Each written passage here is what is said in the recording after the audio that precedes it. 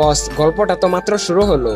রায়হানের জীবনে একটা মেয়ে আসার পর কি কি হয় আর তার পরিণতি কি হয় সেসব জানলে তুমি কান্নায় ভেঙে পড়বে। মার্চ মাস, গরমে টিনের গর্জন আগুনে ফিরে যাচ্ছিল। রাত 12টা, সবার আলো নিভে গেছে। শুধু রায়হানের চোখ জলমল করতেছিল ফ্রি ফায়ার গেমটা খেলার জন্য। প্রতিদিনের মতো সে আজকেও বিয়ার র্যাঙ্ক ম্যাচ স্টার্ট করে। তার ভাগ্য এতটাই ভালো ছিল যে তার ম্যাচের মধ্যে একটা মেয়ে পড়ে গিয়েছিল। মেয়েটির নাম ছিল কুইন আলিশা। রায়হান প্রথমে ভাবছিল হয়তো কোনো ছেলে হবে, মেয়েদের নাম নিয়ে ফাইজলামি করছে। তাই সে কথাবার্তা না বলেই সে তার মতো করে গেমটা খেলতে থাকে। কিন্তু একটা পর্যায়ে মেয়েটি বলল, ভাইয়া আমাকে একটু কাবার দাও প্লিজ, আমি রাশ করতে পারি না। মেয়েটির গলার সুর এতটাই নরম আর সুন্দর ছিল যেন মনে হচ্ছিল কেউ গান গাইছে। তখন রায়হান বলে, আমি আসি তো। রায়হান মাথা নিচু করে মুচকি হাসলো।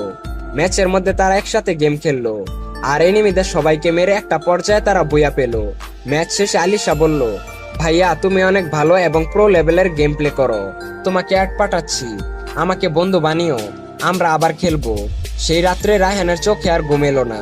সে বারবার সেই মেয়েটির কথায় ফিরে যাচ্ছিল, আমরা আবার গেম খেলবো। তার জীবনে কেউ কখনো এত আন্তরিকভাবে ফিরে আসতে চায়নি। রাত 12টা মানে বুঝতেই পারছো, রায়হান সেই অদ্ভুত দুনিয়াতে ফিরে যাবে, মানে ফ্রি ফায়ারে। আলিশার সঙ্গে গেমে আবারও দেখা।